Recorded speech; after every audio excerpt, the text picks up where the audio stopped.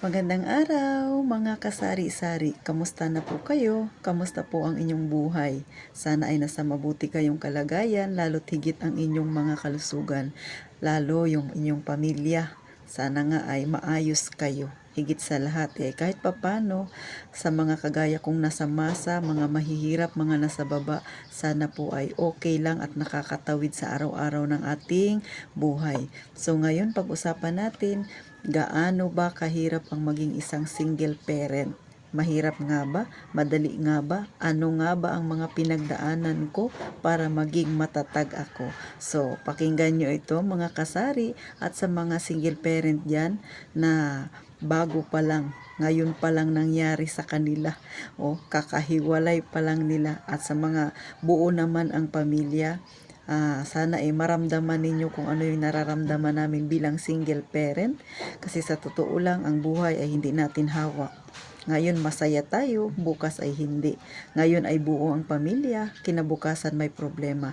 So kung hindi nyo pa nararanasan, ito ikukwento ko sa inyo para magkaroon kayo ng idea ano nga ba ang sakit na pinagdaraanan o hirap ng kalooban na pinagdaraanan naming mga single parent bago kami naging matatag at malakas sa aming buhay. O di ba? O sa totoo lang napakahirap. Walang matinong babae na nag-asawa na ang gusto niya ay maghiwalay din sila, na lumaki ang anak niya na walang nanay o kaya tatay, o di ba? Ang experience na ito ay personal ko experience, di ba? Mapababae man mapalalaki, wala tayong pinipili, basta ikaw ay single parent, eto ang nararamdaman mo, di ba?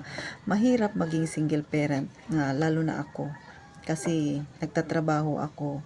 Nanay ka na, tatay ka pa. Yung anak ko noon, alala ko elementary. So siyempre magtatrabaho ka. So walang maghahatid sundo sa school.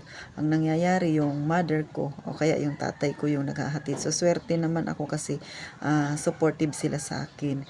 Pero pag morning kasi ako ang naghahatid, so maagang maaga pa, gigising ka na, magagayak ka kasi papasok ka sa trabaho. Nung time na yun ako ay security guard.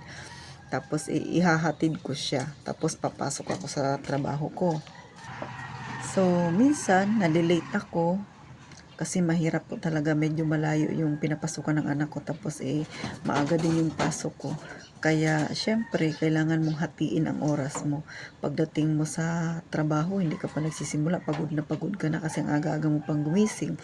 Pag uuwi ka naman sa gabi, yung anak mo katulad sa akin, nadadatnan ko, minsan tulog na. Ganun po mga kasari.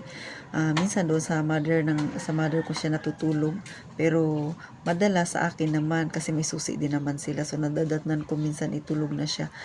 Tapos pag umaga ganun ulit, maaga kang gigising, magpe-prepare ka ng agahan niya. So yung katawan mo gusto mo nang hatiin. Kung pwede nga lang hatiin, yung physical mong katawan nasa trabaho, yung kaluluwa mo yung maghahatid sa kanya, di ba? O alam ko, ramdam yan ng mga single parent na katulad ko na naranasan nila yung ganyan. Mahirap para sa akin na may mga magulang pa nga akong sumusuporta, tumutulong. Mas lalong mahirap kapag wala talagang tumutulong sa isang single parent. Napakahirap. Tapos may mga time na may mabigat kang problema. Ako kasi, gaya ng mga sinasabi ko sa ibang vlog ko, hindi ako madramang tao. Hindi rin ako showy sa aking problema. Pag may problema ako, sinasarili ko lang. So, ganun mga kasari. Pag may problema ako, sinasarili ko lang siya. Hindi ako mahilig magkwento sa mga kakilala ko, sa mga kaibigan ko. Nagkukwento na lang ako ng napagdaanan ko kapag tapos na.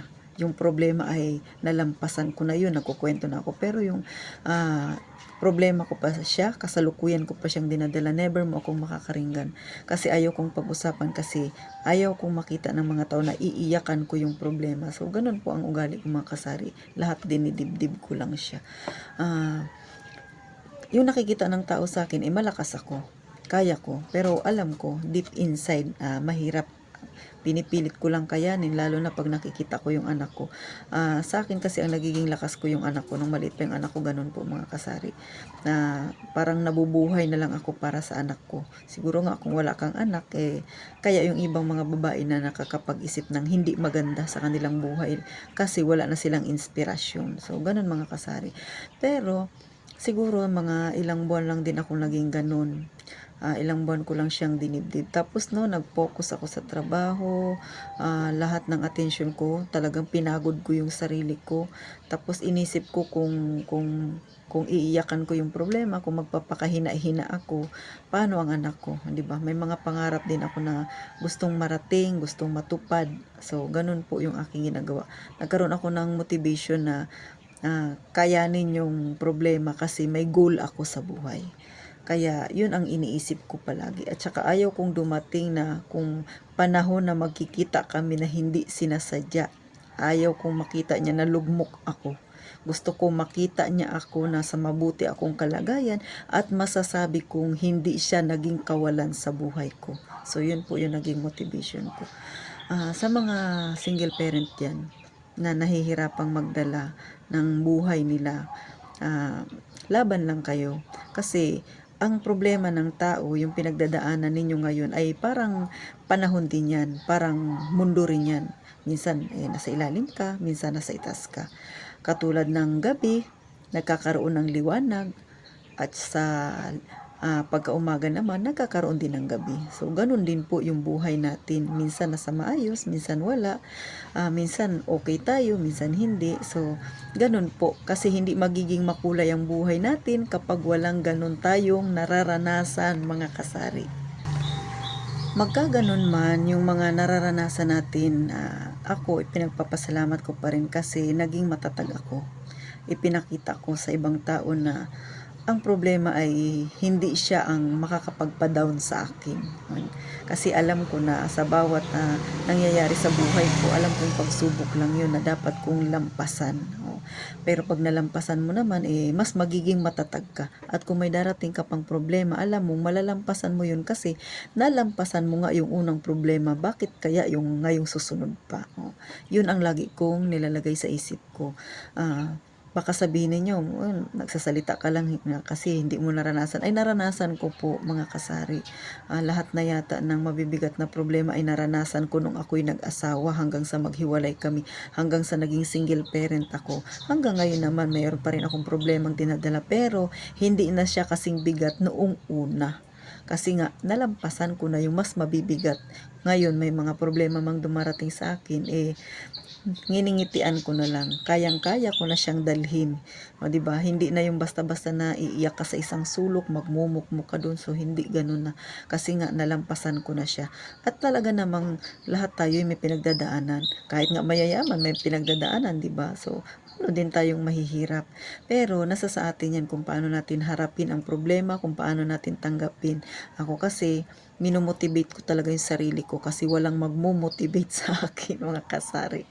So, ganun. Kaya nga, nagkaroon ako ng idea na mag-vlog kasi gusto kong i-share sa mga kagaya ko na single parent at saka sa mga ibang tao dyan na nasa gitna ng problema na walang mapagsabihan. Kasi ako ganun din hindi ako mahilig magsabi ng problema ko sa mga kaibigan ko. Hindi ako mahilig maghingi ng payo.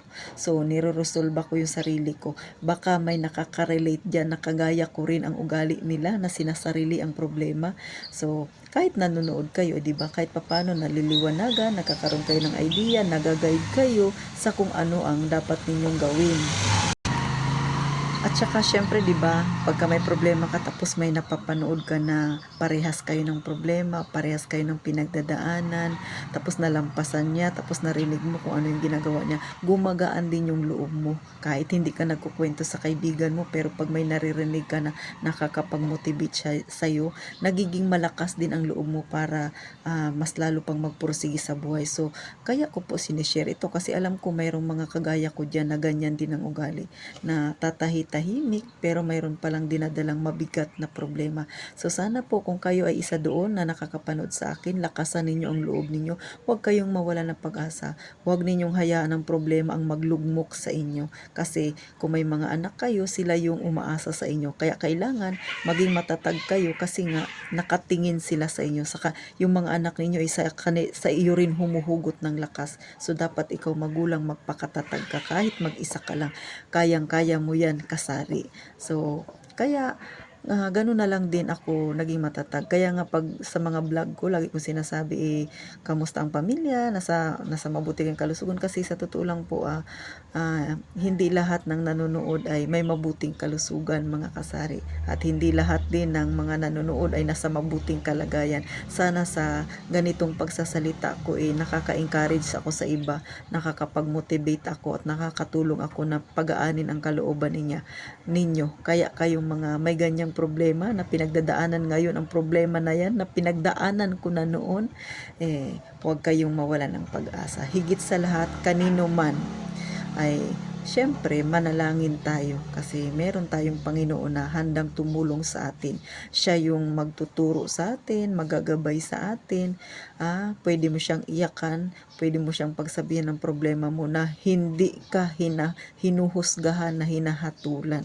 Di ba? So isa yan sa mga maipapayo ko na pwedeng makatulong sa inyo na walang hinihinging kapalit, mga kasari. So, paano po? Sana na-inspired ko kayo sa aking maliit na kwento sa inyo, kung ano yung mga nararanasan ng mga single parent yan, kung gaano kabigat ang maging isang single parent. At sa mga hindi naman single parent yan, masaya ako dahil buo ang inyong pamilya.